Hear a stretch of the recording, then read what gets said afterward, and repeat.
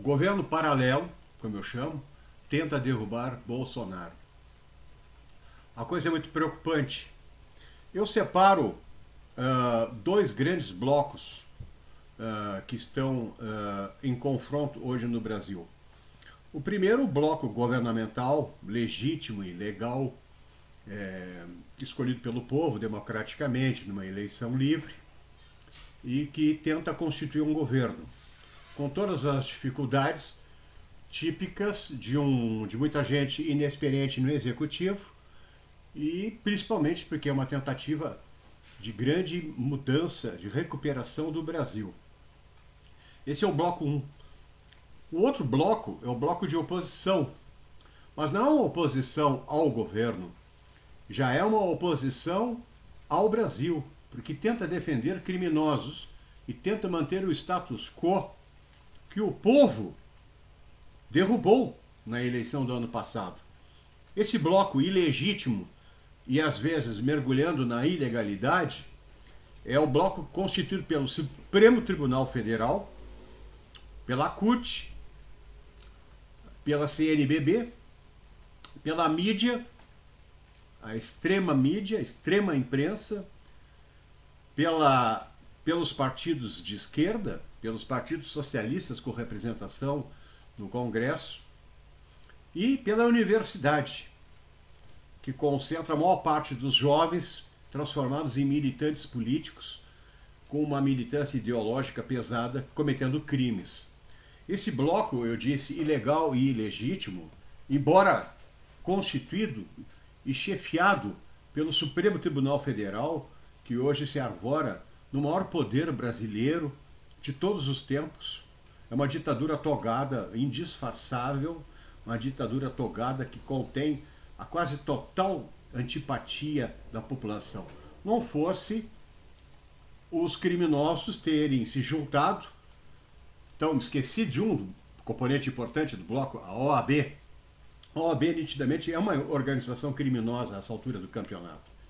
Ela optou por esse caminho, ela ficou do lado da ilegalidade e dos criminosos. E eles já não estão se escondendo muito, essa aqui é a verdade. Eles não se escondem mais. Eles estão cientes, e esse bloco 2 está assim, plenamente convencido que basta uma questão que é levada no Supremo, eles ganham lá, todas as paradas eles ganham no Supremo. O Supremo então decidirá em favor do crime quando quiser. Basta ser provocado. E ele atende com o maior prazer qualquer provocação, qualquer ação, qualquer pedido, qualquer demanda, qualquer reclamação que chega dentro do Supremo é imediatamente atendido, desde que for para sacanear o governo Bolsonaro. É isso que nós estamos assistindo. Existe um terceiro bloco mais fraco, que seria o bloco do Centrão. É essa turma de oportunistas que habita o Congresso brasileiro. Eles não são nem do Bolsonaro, nem abertamente do bloco 2, do bloco sujo, chefiado pelo STF. Mas eles estão ali à espreita, estão esperando uma oportunidade para se decidir, segundo as suas conveniências nitidamente interesseiras. São conveniências materiais para lá de fisiológicas. É ainda a política velha, ou a velha política, que esse governo tenta combater. Esse é o centrão, esse é o papel dele, que usa o voto como arma de chantagem contra o governo, porque quer manter o seu status quo. Essa é a situação que está o Brasil. Todo e qualquer movimento do governo Bolsonaro, ele é criticado imediatamente na imprensa, na extrema imprensa, Globo, Folha de São Paulo, Estadão, UOL, e mais alguns puxa-sacos aqui no Rio Grande do Sul, como a RBS, Jornal Zero Hora, Correio do Povo, jornalecos cada vez mais vagabundos, cada vez com menos leitores, mas ainda, no conjunto, eles têm ainda um poder de engambelar a população, porque basta o Jornal Nacional, que é visto por milhões de pessoas todos os dias. Então eles se valem da exploração, dessa extrema visibilidade já de décadas, que agora está assim, abertamente, como eu disse, aliada ao lado criminoso da história. Então, o governo Bolsonaro, que mal completa 3 meses, já é acusado de todos os crimes, já é responsabilizado de tudo aquilo que os comunistas fizeram durante os últimos 25 anos no Brasil. Eu largo o governo comunista ou socialista, que é a mesma coisa, eu largo desde Fernando Henrique Cardoso. Então, todas as esferas. Então, a reforma da Previdência vai ter objeção e oposição cerrada desse bloco sujo. Qualquer reforma, na verdade. Se o Bolsonaro quiser fazer uma campanha contra a dengue, eles passam para o lado do mosquito na mesma hora. Se o Bolsonaro agora diz, vou acabar com o horário brasileiro de verão, eles são contra o horário brasileiro, em acabar com o horário brasileiro de verão. Se amanhã o Bolsonaro muda, não, eu vou querer o horário brasileiro de verão novamente, eles são novamente, aí eles viram contra o horário brasileiro de verão. É uma coisa sistemática que dá muito à vista, assim, é uma coisa que é impossível esconder. Essa é a situação do Brasil agora nesse instante, nesse momento em que eu falo, onde existe uma população que elegeu o Bolsonaro, que está abismada vendo a sua escolha ser desmoralizada por criminosos comuns, bandidos comuns. Estou falando de gente, uns condenados, outros já réus, outros em vias de se tornarem réus. Eu estou falando de gente assim, com moral muito baixa, que não tem nenhuma credibilidade. É o caso do Supremo Tribunal Federal. Lá tem 4 juízes assim que eles estão com os dias contados, eu imagino, porque eles ainda têm muito poder, mas esse poder vai diminuindo com o tempo. Aqui é uma queda de braço. Parece quem é que vai acabar primeiro, o governo Bolsonaro ou o Gilmar Mendes? Mas se deixar para o povo decidir, a gente sabe qual é o destino de Gilmar Mendes. A lata de lixo. Eles vão parar na lata de lixo da história. Então, pelo menos 5 daqueles ministros estão abertamente do lado do crime. A OAB se transformou numa organização criminosa. O seu próprio presidente não se esconde mais. Ele está do lado do crime, ele apoia os criminosos, ele é contra a Lava Jato. Não preciso dizer mais nada. Quando um advogado, um presidente da Ordem dos Advogados do Brasil, é contra aquilo que 90% do povo brasileiro quer, é porque eles estão na contramão, eles estão na ilegalidade. Parece que o caminho deles será a clandestinidade. Isso só não acontece porque o governo Bolsonaro ainda está com muitos pruridos, ele tem muito cuidado de não avançar o sinal, não se transformar num regime autoritário. Nem aquele grupo militar que está com ele parece que tem essa coragem e não estão nesse nível de enfrentamento. Grande parte da atuação, da militância criminosa desse bloco, repito, Supremo, OAB, CNBB, CUT, Partidos Socialistas, mídia esquerdista e estudantes universitários, essa gente que está nitidamente do lado do crime, estão cometendo crimes ou estão coonestando crimes com a sua participação, se juntando, se dando as mãos numa afronta clara ao povo brasileiro. Essa gente palmilha um caminho perigoso. Eles estão, a rigor, dependendo da benevolência dos militares que estão no poder do Bolsonaro, estão no governo do Bolsonaro. Esses militares ainda não mostraram todas as suas garrinhas. Por isso que estão sendo chamados de covardes por muita gente. Porque ou ele endurece o regime e bota essa gente toda na cadeia e fecha esse Supremo, e fecha essa CUT, bota o PT na ilegalidade e acaba com a festa, bota o Lula numa penitenciária e acaba com a festa, ou enquanto eles não fizerem isso, eles vão ser desafiados nas ruas por qualquer moleque vagabundo universitário, por qualquer deputadinha que virou deputado agora, ontem, e botando a boca, fazendo showzinhos particulares, como a gente vê nas comissões da Câmara e do Senado, num nível baixíssimo de oposição, que não é oposição à ideia, é uma oposição ad hominem, uma oposição pessoal. O caso do ministro da Educação é típico disso. Embora esteja cada vez mais claro que este homem tem uma certa dificuldade, porque ele está afrontando um crime organizado, e um crime organizado dentro das instituições brasileiras, assim, de 20 e tantos anos, que implica, assim, em fortunas em dinheiros que alcançam, assim, 30%, 40% do PIB do Brasil. Quer dizer, vai mexer numa coisa dessa natureza, dessa amplitude, com impacto direto na bolsa e nos negócios. Então, há um receio em de se prender ladrões que controlam bilhões. Qualquer ladrão, e são centenas, qualquer ladrão que controla bilhões de reais, ele tem um poder econômico representado na Bolsa de Valores. A prisão dele mexe no preço do dólar. Então, eu imagino que os militares, como eu estava falando antes, mais não fazem por conta disso também. Aí são chamados de covardes porque não estão fazendo nada. É uma situação muito difícil, né? Mas nós temos que dar tempo ao tempo. Essa é a verdade. Essa segunda parte que eu queria tocar no assunto é o governo paralelo que nasce na chamada resistência universitária.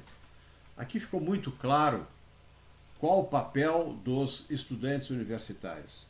Eles já perceberam que a universidade brasileira não tem mais o respeito da própria população e muito menos desse governo Bolsonaro. Não tem mesmo. Esse governo não está a fim de botar dinheiro na universidade, que é botar dinheiro fora. Esse governo, aliás, está pensando em prender alguns reitores, de acabar com aquelas mamatas do FIES, do ProUni, do POIES e PROIES e N instituições dentro do MEC, cuja existência já se cogita inútil, desnecessária. O MEC nem precisava existir. Mas já que ele existe, e já que é uma máquina que está rodando e não vai poder ser detida pela inércia dessa máquina, ela não pode ser detida de uma hora para outra, há que se fazer isso com muita calma e tirando um a um aqueles ratos que estão lá dentro. O MEC é um ninho de ratos. Agora, uma notícia de hoje, até o famoso Sistema S, que o ministro Paulo Guedes está a fim de acabar com esse Sistema S do Senai, Senac, os S's todos. Aquilo é uma safadeza da Confederação Nacional da Indústria, da Confederação Nacional do Comércio e de outras instituições econômicas poderosas no Brasil, que, no entanto, são altamente corruptas e vivem nababescamente botando dinheiro fora. Algo em torno, assim, no ano passado já se tinha essa conta, mais de 18, talvez 20 bilhões para benefício próprio de lideranças, cabide de emprego, altos salários, grandes mordomias e algo absolutamente inútil. Esse Sistema S é uma herança lá do PTB atrasado do Getúlio, é uma herança do trabalhismo do Getúlio. O trabalhismo é outra coisa que já passou no Brasil e esse próprio governo já desmilinguiu muito esse Ministério do Trabalho, pois esse Sistema S está mais ou menos parelho. E ali tem, se investigar vai se achar muito. O Lava Jato no Sistema S é uma barbada. Mas o Lava Jato, lembra o juiz Moro, hoje ministro Moro, as ações dele ainda que se chegue numa investigação séria feita pela Polícia Federal, chega no Ministério Público, mas tem lá adiante já tem o Supremo para melar o negócio, porque o Supremo virou uma arma dos criminosos. O Supremo não é mais não são magistrados isentos, neutros, imparciais. Isso não são mais mesmo. Então, existem crimes enormes que têm que desaparecer, mas a resistência é muito grande. Aí o que a gente vê? Dentro da universidade, a gente vê a militância de rua. Esse bloco 1, o bloco sujo, OAB, STF, CNBB, CUT, partidos e imprensa, e se tem uma turma, são os peões desse bloco sujo, os que vão na frente, os que estão dispostos a dar a cara ao tapa e estão dispostos a fazer todo e qualquer tipo de afrontamento, violando leis, fazendo o que bem entende dentro das universidades. A última coisa que eles fazem é estudar, eles não estão lá para estudar, eles rodam de ano propositalmente. E eu não estou só falando de alunos, estou falando de professores, eu estou falando de gente com doutorado e mestrado que tem merda na cabeça e que comete crimes, induz a crimes, sugere crimes, dá palestras. Hoje as coisas são públicas. É só o Facebook que está mostrando. São as redes sociais que estão mostrando. Porque o bloco sujo e a sua mídia oficial, ali não, nada vai aparecer. Enquanto a população não souber disso, ela vai ficar sentada em casa assistindo o Facebook. Então, ou a gente sai para a rua em grande número, e uma data boa agora é 7 de abril, como estão falando, mas tem que ir com toda essa informação na ponta da língua. O Lava-Jato no MEC é absolutamente necessário, o Lava-Jato no Sistema S é necessário, o Lava-Jato na saúde também será necessário, e pelo mesmo motivo da corrupção da educação. E na universidade está a linha de frente, a infantaria, aqueles que pisam em minas, aqueles que não têm muito miolo também, é gente enlouquecida, entorpecida, gente com a cabeça desvairada, está disposta a qualquer coisa. Eu imagino o problemão para os professores que não estão de acordo com isso, que vêm com um grande desagrado, com desapontamento, assim, uma massa de milhões de universitários absolutamente alienados daquilo que é lei, ordem, quer dizer, eles fazem de propósito, estão fora da lei, são violadores da ordem pública, da segurança nacional cedo ou tarde, porque eles têm ainda muito crime para cometer, porque já que eles têm as costas que o STF resguarda muito largas, então eles se acham no direito que pode cometer todos os crimes. Mas tem muitos professores que não estão de acordo. Aliás, é para esses professores que eu quero falar novamente. Porque é desses professores, desses novos professores com a cabeça limpa, sem, não apenas limpo do viés ideológico socialista, comunista, rasteiro, vagabundo, não é apenas isso, mas de outras coisas, já na questão de costumes, nas questões morais e éticas, comportamentais da sociedade, eles não estão de acordo com isso. Provavelmente a maioria dos professores, mas eles têm medo da patrulha, né? A patrulha é muito violenta, essa patrulha é parte das reitorias. Existem universidades inteiras devotadas ao crime, isso vem das reitorias. Universidade Federal de Santa Catarina, Pernambuco, Paraíba, Maranhão, no Rio de Janeiro. Então, é uma loucura completa, é uma loucura oficial de autoridade pública, gente que já há muito tempo já está muito além da mera improbidade administrativa. Tem gente no peculato, quando é funcionário público, e tem gente no estelionato direto. A quantidade, a variedade de crimes é muito grande. Existe uma força-tarefa de Ministério Público e Polícia Federal, ainda levaria tempo, ia consumir todo esse governo do Bolsonaro.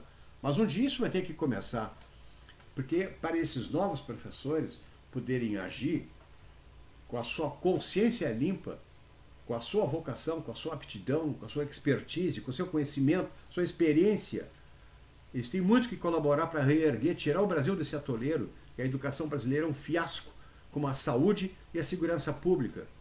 Porque esses bandidos, vou repetir o nome deles, que compõem esse bloco sujo, Supremo Tribunal Federal, OAB, CUT, partidos socialistas, todos organizados, mídia esquerdista, universidade, e ainda os padres, os padrecos, vagabundos, comunistas, CNBB, essa gente está na ilegalidade, na ilegitimidade, e vão, no devido tempo, ter que responder.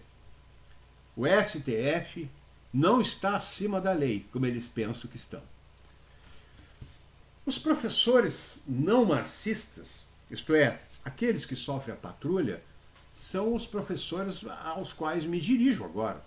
São destes que a gente pode, e a sociedade terá benefícios. São destes, em todos os níveis da educação, desde do K2, que é aquela educação infantil, do ensino fundamental, até na extensão universitária.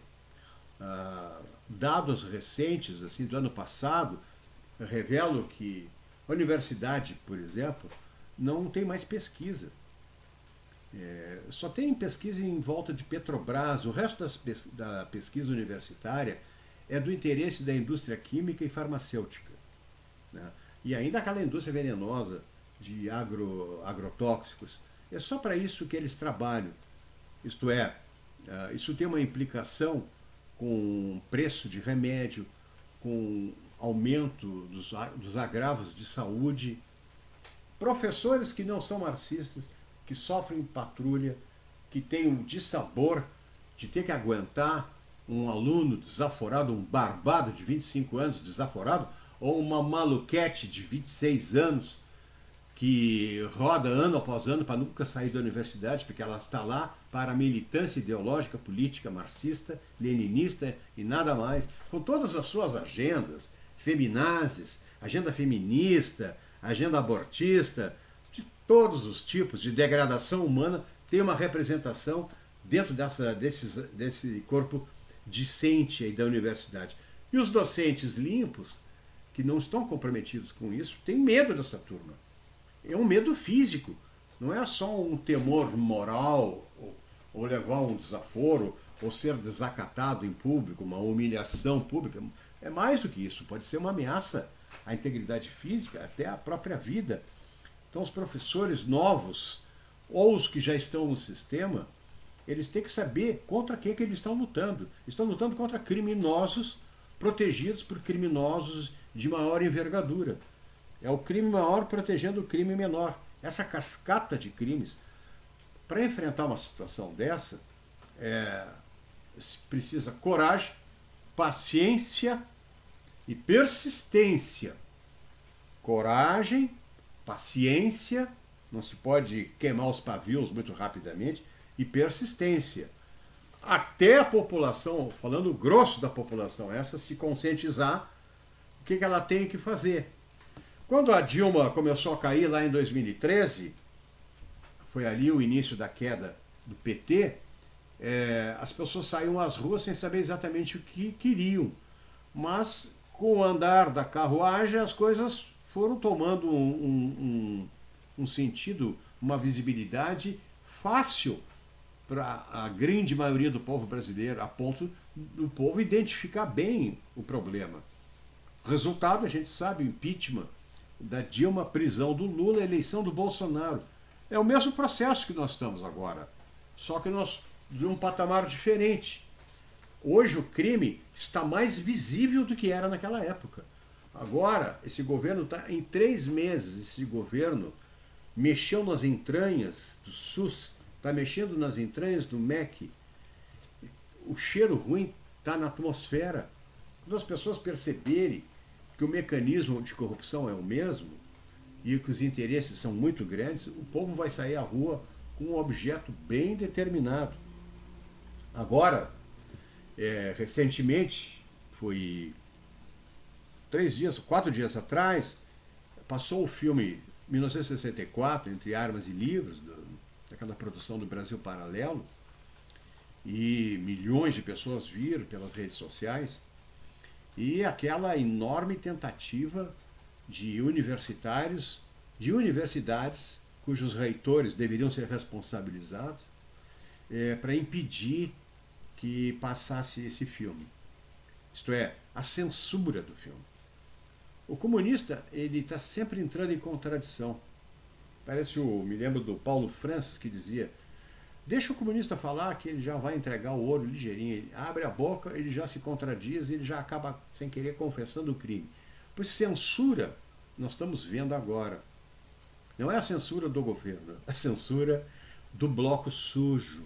Esse bloco sujo que eu já nominei.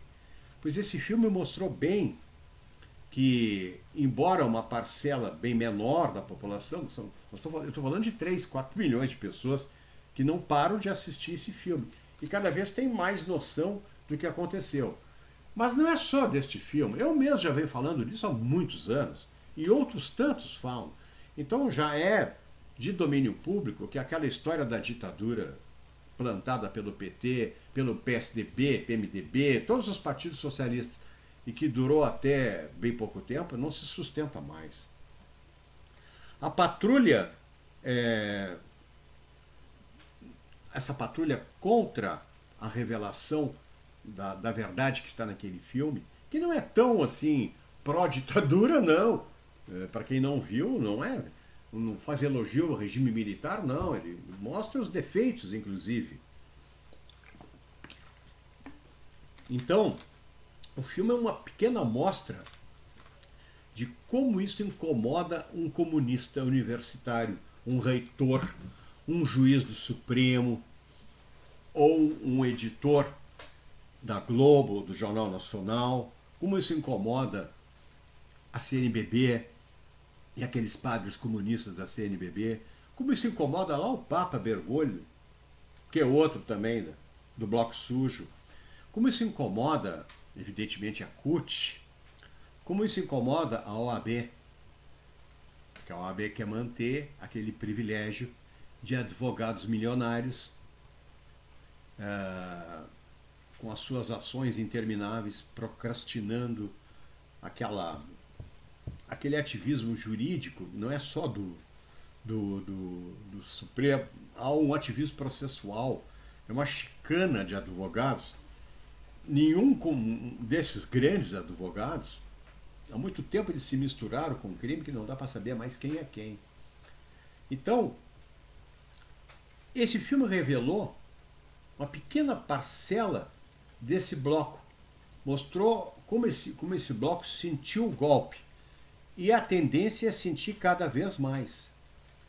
Aqui eu gostaria de voltar a falar com os professores, porque o que eles têm que saber para poder enfrentar essa situação numa sala de aula.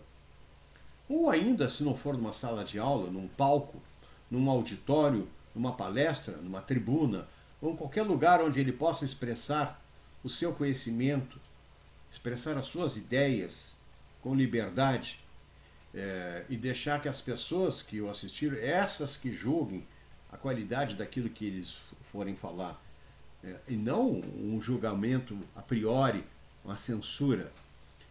Essa gente de boa fé, que tem que ser estimulada, ela está assistindo, como eu disse antes, com um pouco de medo, um pouco de temor dessa patrulha, mas por outro lado com um pouco de esperança de ver essas coisas mudarem. E por mais complicado que eu esteja aqui narrando isso, parece que eu sou muito pessimista, mas não é verdade. O momento é deixar a gente preocupado, isso sim. A gente não é proibido de ficar preocupado. O que eu quero chamar a atenção é que os professores têm que conhecer algumas coisas. Essas coisas têm que ter uma certa concatenação, uma certa organização. É uma espécie de pacote de informações depurados da ideologia comunista. Não importa que tenha outra ideologia nessa hora. Vamos ser bem claros também. Tu não tem como revelar o feio se tu não apresentar o bonito. E vice-versa. Não tem como. Como é que tu vai atacar o feio? É mostrando o bonito. É por oposição. Se tem uma ideologia lixo que destruiu o Brasil, poderá ter uma outra que não faça a mesma coisa. Não é verdade? Então, existe sim uma maneira que nem precisa ser ideológica. Basta ser neutra. Basta ser científica. Que a ciência busca a verdade. Mas para ser ciência, ela tem que estar sempre empurrando essa verdade um pouquinho mais adiante, para nunca tê-la de pronto, senão acaba a ciência. Mas este caminho, essa pesquisa infinita no conhecimento, ele tem que estar dentro de um pacote organizado, concatenado. Então está vindo de vários pontos de vários focos da sociedade esse pacote de conhecimento que esse professor de boa-fé não tinha até bem pouco tempo atrás. Ele só tinha uma visão única. Agora, ele está vendo uma patrulha, isto é, alguém que tenta defender desesperadamente uma visão única e procura se agarrar desesperadamente à sua corda de salvação. Porque, embora viva da corrupção, é a única maneira que eles têm de viver. Por isso que eles se agarram fortemente. Mas aquela pessoa que está com o pensamento já tem elementos da sua própria análise, consegue fazer uma boa argumentação, porque recebeu um pacote, ou está recebendo um pacote de informações concatenadas, organizadas, sistematizadas, que aponta claramente por que afundamos em todos os sentidos. Esses professores, eles têm um futuro pela frente. É com eles que nós temos que contar para melhorar a nossa educação, melhorar a educação das nossas crianças. Educação feita em casa, com sistemas modernos de educação. Temos que ensinar novamente português, geografia, história, matemática, a língua, a leitura, solução de problemas aprendendo aritmética, matemática. Temos que parar com as bobagens psicológicas, de aprendizado psicológico. Não se consegue completar uma conta de subtração ou de soma com um pensamento, um elevado pensamento carismático, de empatia. Isso é bobagem. Nós precisamos de português, história, geografia, conteúdos, né, professores? Os conteúdos têm que voltar. É esse feijãozinho com arroz que nos deixou subnutridos. Quando tiraram isso para entregar um pacote de teorias psicológicas sobre educação, sobre comportamento, coisas socioemocionais, a nossa juventude patinou. E nós já temos pelo menos umas 2 gerações avançando nisso. E isso ainda está muito vivo no Brasil. E eu garanto para vocês, esse sisteminha, esse sistema de educação que despreza conteúdo, ele fracassou. Ele fracassou, inclusive, nos Estados Unidos, onde muito dessa porcaria foi criada. E eles tiveram que abandonar isso, para voltar aos velhos conteúdos. Pois, professores, deem conteúdos. Se vocês ensinarem português, matemática, geografia, história, ensinar a ler e escrever aos seus alunos, vocês terão uma grande recompensa. Vocês terão um aluno que vai se lembrar de vocês. Mas se vocês continuarem nessa de ensinar boas maneiras, etiquetas, politicamente corretas, você será esquecido, você será apenas mais um que contribuiu para o desastre da educação brasileira. Agora, recentemente, com a visita do Bolsonaro a Israel, e aquela declaração do Bolsonaro que o nazismo é um partido de esquerda, gerou uma controvérsia enorme. Eu mesmo participei dela. Eu escrevi um texto, e é com esse assunto que eu gostaria de terminar esse vídeo. Eu escrevi um texto, e um cara disse assim: o senhor tem que estudar mais, o senhor não sabe o que está falando. Então tá, ele mandou ler esse livro aqui. Tá velho que já rasgou a capa aqui, tive que botar um esparadrapo. Esse monstrengo aqui de 1000 páginas praticamente, é a Bíblia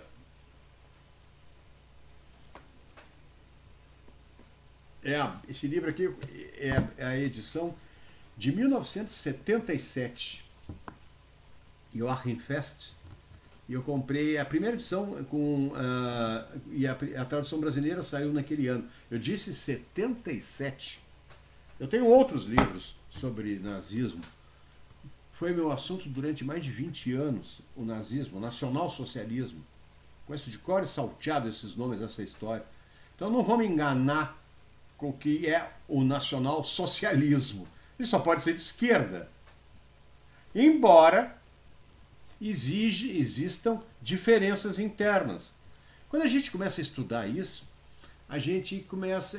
Isso é um desafio, porque a gente tem que saber o que é socialismo de várias maneiras. A gente tem que saber o que é o nacionalsocialismo de várias maneiras.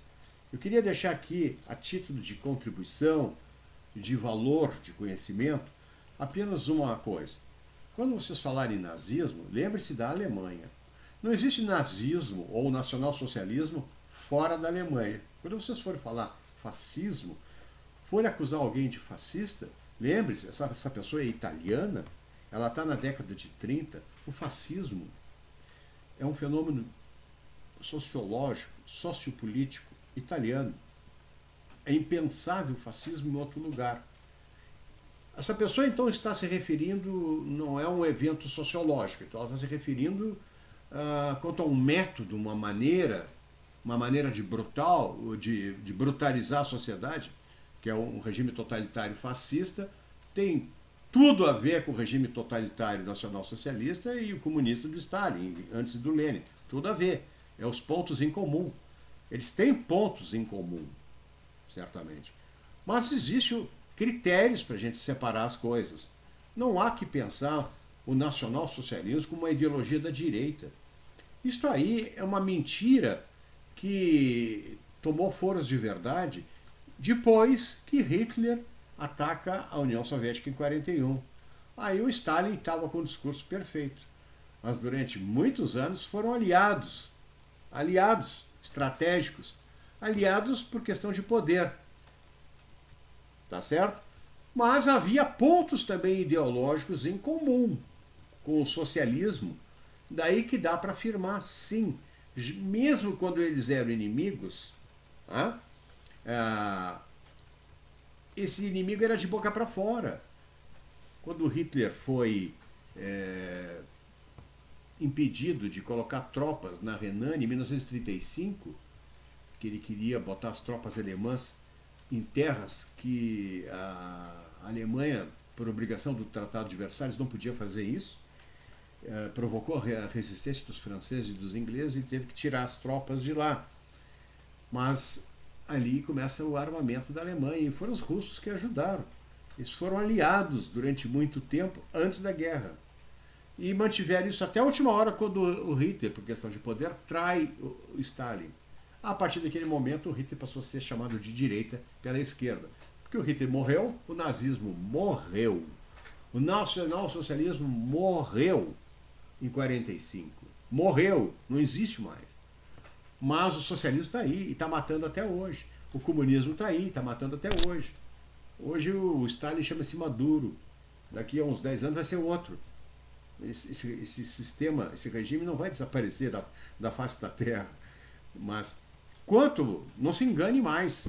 Então, senhor professor, senhora professora, um bom exercício de ideologia, de história, de conhecimento sobre economia, o que é livre economia, o que é regime de Estado, o que é o controle estatal, o que é censura, essa que esses vagabundos da universidade estão fazendo agora. Isto aí, eles parecem aquela juventude do Mao Tse Tung, com um livrinho do Mao Tse Tung, humilhando velhinhos. Eles são iguais, são para lá de irresponsáveis, são criminosos.